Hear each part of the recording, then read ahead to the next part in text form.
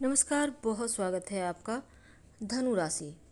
धनु राशि के स्वामी है स्वयं देवगुरु बृहस्पति और गुरु उदित होने जा रहे हैं ब्रह्मांड में 9 जुलाई से।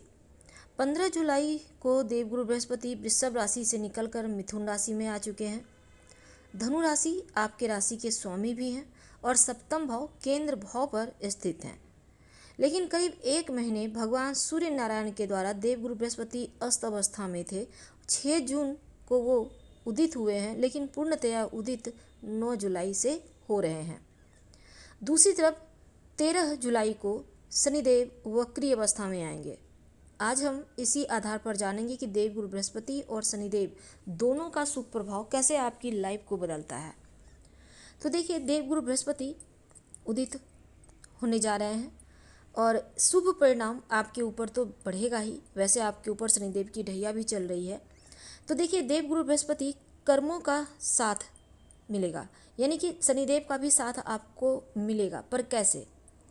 करियर के जो कारक होते हैं वो शनिदेव, सबसे ज़्यादा उन्हीं का आपके ऊपर मजबूती से प्रभाव भी पड़ता है। लेकिन मन में एक आपके सवाल भी आ रहा होगा कि अस्त अवस्था में देवगुरु थे तो क्या हो रहा था। थकावट थी शरीर में, मन बहुत फ्रस्ट्रेट था, छोटी छोटी चीज़ें आपको परेशान कर रही थी, स्फूर्ति गायब थी, आप सब कुछ जान कर भी गलती किए जा रहे थे। तो ये चीज़ें आपके लिए अब जाकर बेहतर होंगी और देवगुरु बृहस्पति पूर्ण रूप से अतिचार अवस्था में चलेंगे और आगे बढ़ेंगे। और अतिचार अवस्था यानी कि करीब 3 गुना तेज़ी से आपको फल देंगे। तो इसलिए ये प्रेडिक्शन बहुत महत्वपूर्ण हो जाता है। वीडियो के अंत तक बने रहिए और पूर्णतया चंद्र राशि पर आधारित है। देखिए, देवगुरु बृहस्पति सप्तम भाव में उदित हो रहे हैं। अगर आप अविवाहित हैं तो विवाह तय होगा, विवाह होने की संभावना बढ़ेगी। और अगर आप पुनर्विवाह भी करना चाहते हैं तो भी इसका योग बनता है, यहाँ पर दिखाई देगा। तो सबसे पहली बात हो गई। दूसरा, जीवन साथी के साथ तालमेल बढ़िया होगा। जीवन साथी को उनके कार्य क्षेत्र में प्रमोशन, पद प्रतिष्ठा मिलेगा। एक दूसरे से प्रेम बढ़ेगा, एक दूसरे को समझेंगे। सप्तम भाव में गुरु रहेंगे। बिजनेस को लेकर परेशान थे तो अब व्यापार में उन्नति होगी, अवसर मिलेंगे। हर तरफ नज़रें बनाए रखें। देवगुरु बृहस्पति की जो दृष्टि होती है ना, उसमें अमृत बरसता है। अब उनकी दृष्टि का सुफल भी आपको मिलेगा। क्या मिलेगा? देखिए, देवगुरु बृहस्पति के उदित होने से सबसे पहली बात यह है कि आपको आपके पार्टनर का सपोर्ट मिलेगा। अगर आप बिजनेस के मामलों में आपको आगे बढ़ने का मौका मिलेगा। और देवगुरु की 3 दृष्टियां हैं, 5वीं, 7वीं और 9वीं। तो 5वीं दृष्टि आपके 11वें भाव पर रहेगा। 11वां भाव यानी आपका तुला राशि जो है वो आपका 11वां भाव है। अब तुला राशि के जो स्वामी हैं वो शुक्र हैं। बृहस्पति और शुक्र की जमती नहीं, शत्रुता है। लेकिन गुरु की 5वीं दृष्टि तो अब यहाँ पर पड़ेगी।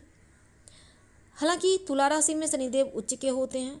अब देखिए, आपके धनु राशि वालों, अब जो हैं आप लाभ का स्थान है। अब शनि गुरु के मध्य यहाँ पर चीज़ें एकदम से स्थिर रहेंगी, क्योंकि देवगुरु बृहस्पति का दृष्टि अमृत तत्व को बढ़ा देता है।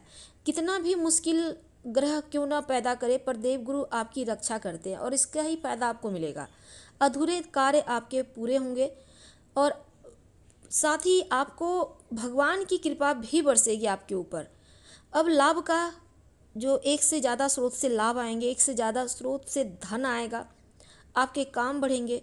कोई इच्छा की पूर्ति अगर नहीं आपकी हो पा रही है, बहुत लंबे समय से सोच रहे थे, तो अब इन 4 महीनों के अंदर होगी। 9 जुलाई से ये स्थिति प्रारंभ हो जाएगी, 18 अक्टूबर तक का वक्त है।